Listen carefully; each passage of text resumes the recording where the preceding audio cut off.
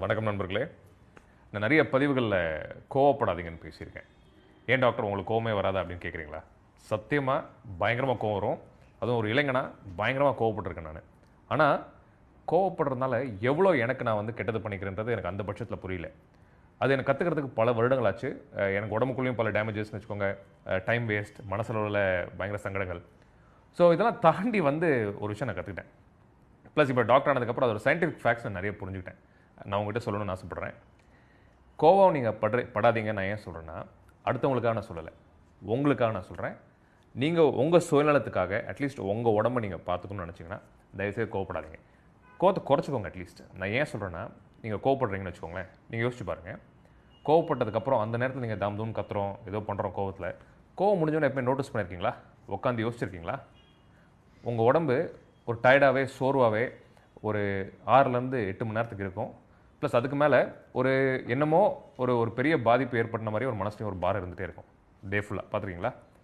இது வந்து psychological problem கிடையாது. நான் அதுக்கு முன்னாடி சயின்ஸ் ஒன்று இருக்குது, நான் பேசுகிறேன். 10 செகண்ட் நீங்கள் கோவப்படுறதுனால, ஒரு 10 செகண்ட் நீங்கள் கோவப்படுறதுனால அதுலேருந்து அந்த ஷாக்லேருந்து உங்கள் உடம்பு மீண்டு வர்றதுக்கு 8 மணி நேரம் ஆகுதான்.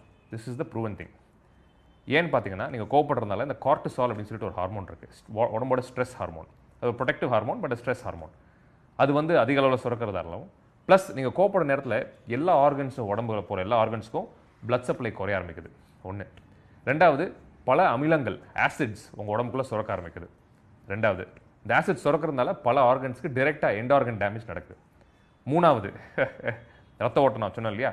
ஸோ நீங்கள் கத்தி பேசுகிறதுனாலையோ கோவப்படுறதுனாலையோ வாட் எவர், இந்த ஃப்ளைட் ஃபைட் ஹார்மோன்ஸ்னு சொல்லுவோம், அதாவது அட்ரினல் சுரப்பிகள், அது ரொம்ப வேகமாக சுரக்கிறதுனாலையும் உடனே உங்கள் பாடி வந்து நீங்கள் உங்கள் செயல்திறன் சராசரி மனுஷனாக நீங்கள் இயல்பாக இருக்கிறதுக்கும் நீங்கள் கோவப்பட்டு முடிஞ்சதுக்கப்புறம் அந்த 6-8 மணி நேரம் செயல்திறன் வந்து உங்களுக்கு கிட்டத்தட்ட 70லேருந்து 80% குறையுது.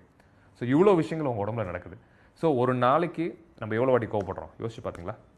10 செகண்ட் கோவப்பட்டால் பாடி ரெக்கார்ட் ஆகிறது 8 மணி நேரம். அப்போ ஒரு நாளைக்கு நம்ம சராசரி மனுஷன் எவ்வளோ கோவப்படுறோம், எவ்வளோ ஒரு நம்ம உடம்புக்குள்ளேயே நமக்கு தெரியாமல் எவ்வளோ ஷாக் நம்ம உடம்புக்கு நம்ம உண்டு பண்ணுறோம், எவ்வளோ அமிலங்கள் நம்ம உடம்புக்குள்ள சுரக்கிறதுக்கு, எவ்வளோ கெட்ட விஷயங்கள் நம்ம ஆர்கன்ஸ் ப்ளஸ் நம்ம ரத்த குழாய்கள் நம்ம உள்ள இருக்கிற உறுப்புகளுக்கு நம்மளே பண்ணிக்கிறோம். நம்ம வந்து சிகரெட் பிடிக்கல, தண்ணி அடிக்கல, ஏன் கெட்ட பொருட்கள் எதுவும் உடம்புல போட்டுக்கல. ஆனால் இது எல்லாத்துக்கும் மேலே உடம்புக்குள்ளே நம்ம கெட்ட விஷயங்கள் நமக்கு செஞ்சுக்கிறோம், நம்ம உடம்புக்குள்ளே இருக்க உறுப்புகளுக்கு டேமேஜ் பண்ணிக்கிறோன்னா கோவப்படுறதுனால.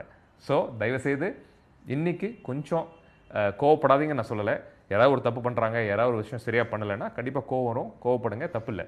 பட் டெய்லி சின்ன சின்ன விஷயத்துக்கு கோவப்படுறது, டிராஃபிக்கில் போய் நின்னா கோவப்படுறது, ஒரு ரெஸ்டாரண்ட்டில் சர்வீஸ் ஃபுட்டு ஒழுங்காக வரலன்னா கோவப்படுறது, எல்லாத்துக்கும் தொடர விஷயத்துக்காவது கோவப்பட்டு, என் ஷர்ட்டுக்கு அயன் சரியாக பண்ணனா அது கோவப்படுறது, சின்ன சின்ன விஷயங்களுக்கு கோவப்பட்டு தயவுசெய்து நம்ம உடம்பு இழந்துட வேண்டாம், நம்ம ஹெல்த் இழந்துட வேண்டாம். கடைசி வரைக்கும் நம்ம கூட வரப்போகிறது நம்ம உடம்பு தான் நண்பர்களே.